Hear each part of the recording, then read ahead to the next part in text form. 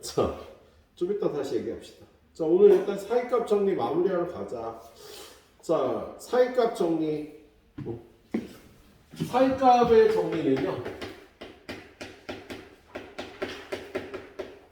일단 첫 번째, 폐구간 AB에서 연속인 함수 fx가 있어요.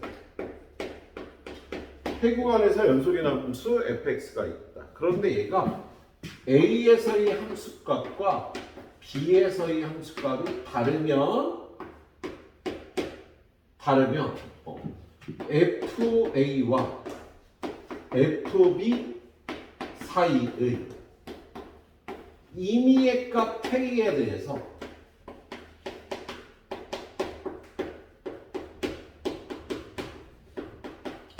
함수값이 K인 C가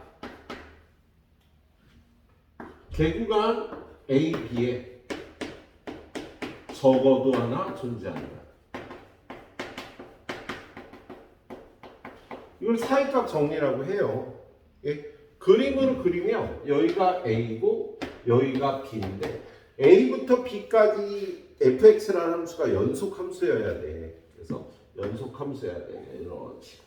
그리고 요 A의 함수값과 B의 함수값이 이렇게 달라야 돼. 자, A의 함수값과 B의 함수값이 다르면 A의 함수값과 B의 함수값 사이에 여러 가지 값이 있을 수 있잖아. 그치?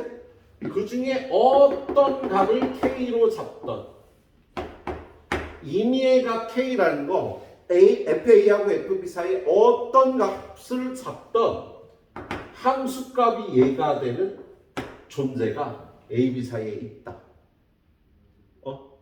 이게 사이값 정리라고 얘기를 합니다. 당연한 거지. 야, 지금 여기가 A고 여기가 B인데 A하고 B의 사이 함수값이 달라. 예. 자, 이거 뭐라 그럴까? 자동차 속도로. 자, 이 자동차는요 출발한 지 10분 후에 속도가 40km였어요. 출발한 지 20분 후에 속도가 120km였어요. 그러면 이 자동차는요 시속이 60km였을 때가 10분과 20분 사이에 무조건 존재하겠지. 야, 자동차의 속도는요 연속으로 증가하는 거잖아. 그죠?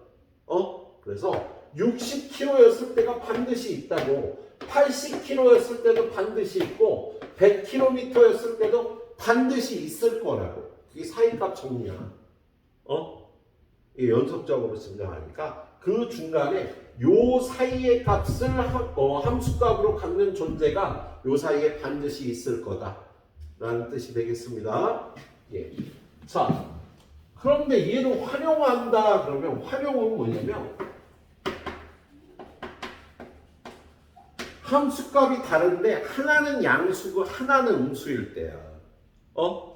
이 함수값이 다르긴 다른데 한 함수값이 양수고 한 함수값은 음수면 그 사이에 K값 중에 0이라는 값이 있을 거 아니야. 그래서 함수값이 0일 때가 반드시 있다. 네, 알겠습니다. 자, 함수값이 0일 때가 반드시 있다. 이게 사이값 정리의 활용이네요. 자, 얘는요 똑같이 폐구간 AB에서 연속인 함수 fx에 대해서 A의 함수값과 B의 함수값의 곱이 0보다 작으면 FC는 0인 C가 개구간 AB에 적어도 하나 존재한다. 이게 사이값 정리의 활용이라고 얘기를 합니다. 예, 선생님이 한 문제씩만 좀 풀어드리도록 할게요. 예. 자, 214번.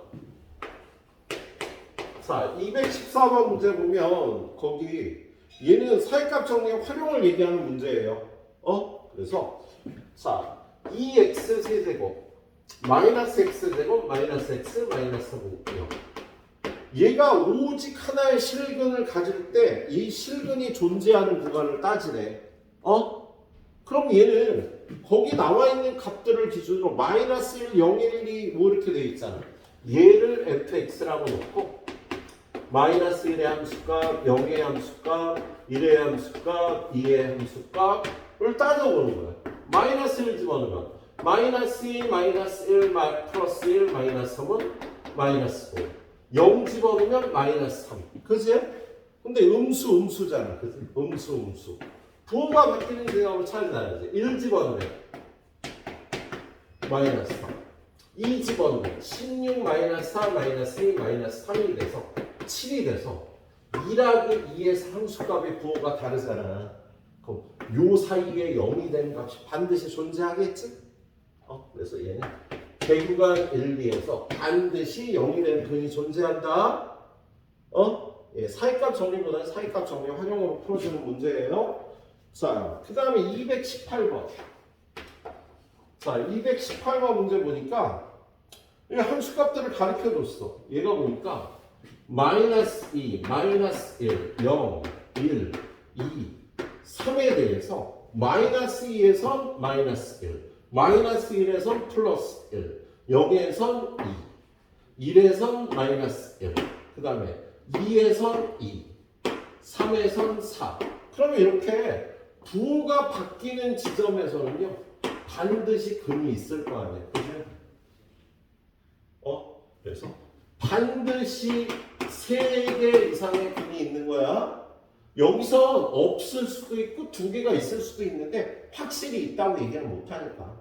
확실히 근이 있다고 얘기할 수 있는 데는 부호가 바뀌는 지점.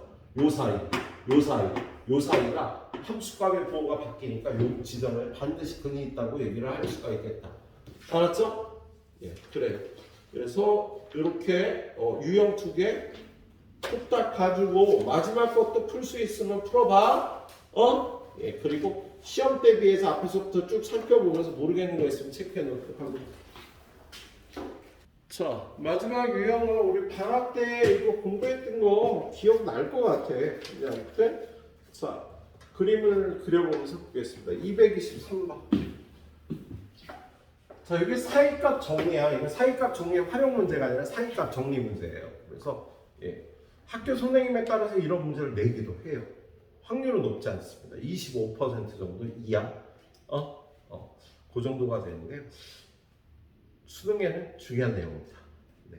자, 어느 버스가 A 정류장을 출발하여 B 정류장에 멈춘 다음 다시 출발하여 C 정류장에 도착하였다.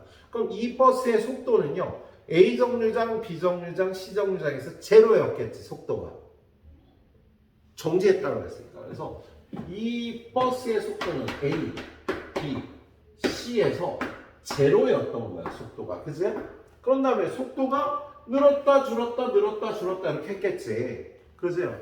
근데 중간에 읽어보니까요. A 정류장에서 B까지, B 정류장에서 C 정류장 갈 때 최고 속력이 각각 60km였을 때가 있대. 여기서 여기 갈 때 60km였던 때가 최고 속도가 60km였을 때가 있대. 그러면 일단 기본적으로 이렇게 되리라고 생각할 수 있지. 이 중간은 몰라. 이 중간은 얘가 이렇게 됐을 수도 있는 거야. 그치? 근데 아무튼 속도 그래프는요. 아무런 말이 없더라도 연속입니다. 속도 그래프는 연속이야. 왜냐면 속도가 10이던 게 바로 20이 될 수는 없어. 속도는요. 연속으로 증가할 수밖에 없는 별량이에요. 그래서 얘는 연속인 거니까 60일 때가 있고 0일 때가 있었으면요. 0에서 60 갈 때, 60에서 0 올 때, 0에서 60 갈 때, 60에서 0 올 때 중간에 20km였을 때가 반드시 4번은 있는 거야. 4번만 있는 게 아니라 반드시 4번은 있고요. 더 있을 수가 있겠다. 지금 문제는요.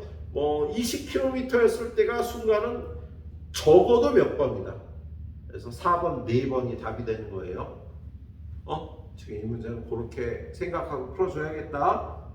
알았지? 0일 때 있고 60일 때, 60일 때, 0일 때, 0일 때, 60일 때, 60일 때, 0일 때가 있으면 그 중간에 반드시 20km였을 때가 있다라는 게 사이값 정리야.